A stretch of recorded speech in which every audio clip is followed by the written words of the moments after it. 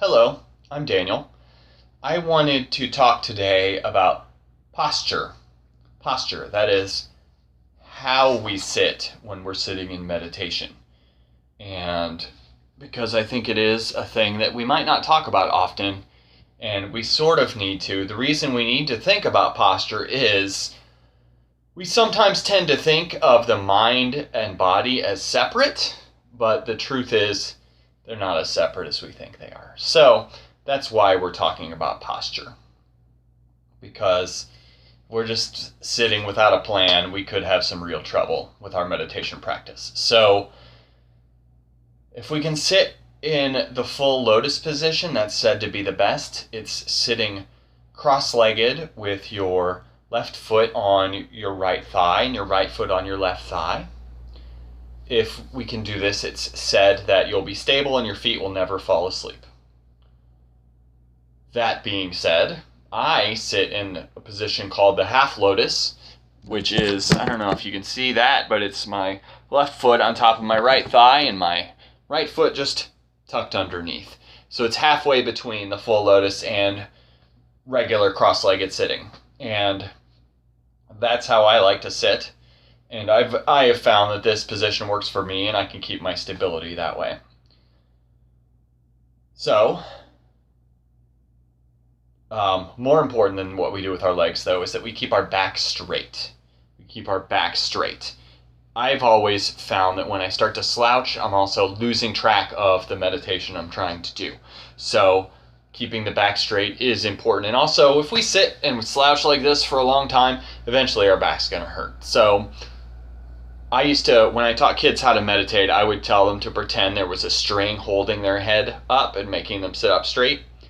It's kind of creepy when you think about it. But that's what I told them to do. So just sit really straight. And if you have back problems or you have an incredible problem sitting up straight, you can be against a wall like this. That'll help you keep your back straight, right? Just be completely against it and sit like that. Some people say you should not do that and you should always just use your own power to sit up straight.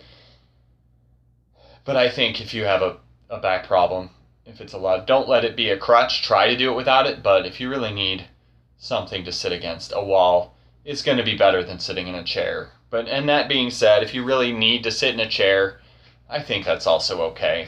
If you are sitting in a chair, have your feet firmly planted on the floor in one spot. Don't let them move. So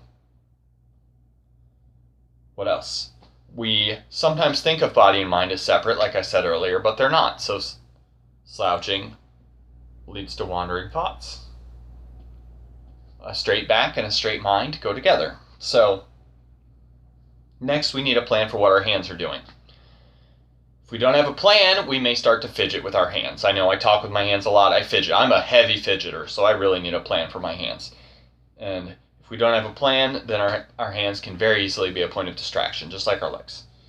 So I recommend what I call the bowl.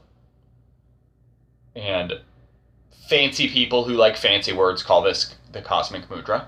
It's take your right hand, take your left hand on top of your right hand, gently put your thumbs together, rest it in your lap so that your thumbs are lined up with your belly button.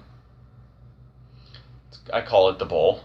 And your thumbs, again, they should be gently touching. You don't want to press your thumbs into each other, but gently touching. It's sometimes said they touch so gently that if you could stick a piece of paper between them. That's how gentle they are, okay? And that is called the bowl. So you have each finger lined up with the opposite finger and the thumbs gently touching. And it makes a beautiful oval, right? And some people do call this the cosmic mudra. I think that sounds really weird and makes it sound really fancy. Just making a bowl.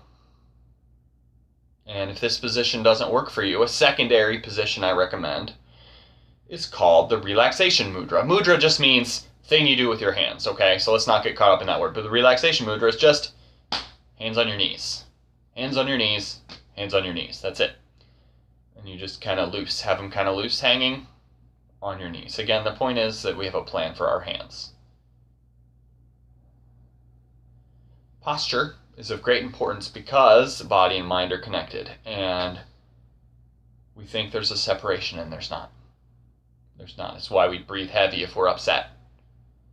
It's why we breathe slow if we're really relaxed. It's why we sweat if we're nervous. It's body and mind. It's all together. We think of our mind as something that inhabits our body, like a person driving a car, and that's not true. It's all the same thing. It's all connected. That's why putting chemicals into our body can change what our mind is doing, right? So straightening the body, sitting right, helps straighten the mind.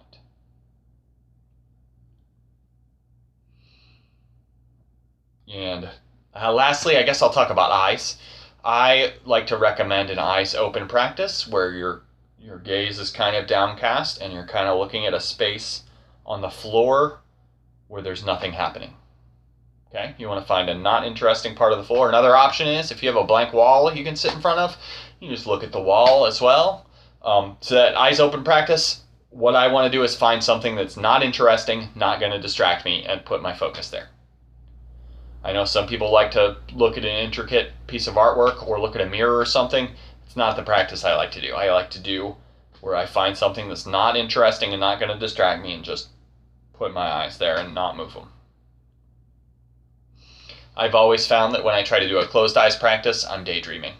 I'm daydreaming and getting lost. I don't even realize it's happening for a while, but it happens. So I try not to do that. The only time I do eyes closed practice is if I'm doing an event, a meditation event outside. Because outside, there's nothing that's not interesting outside. Or it's very hard to not get distracted outside because there's all sorts of things happening. So outside, eyes closed. Inside, find something to look at that's not going to distract you. Just fix your gaze. And repetition is helpful. Same spot every time. Sit in the same spot every time. Put your gaze on the same spot every time. And that will be of great help. So, I guess that's it. Oh, one more thing. If you have a terrible itch, scratch it. If you have a terrible itch and it's distracting you, just scratch it, get it over with as quick as you can, get back in your hand position, your mudra.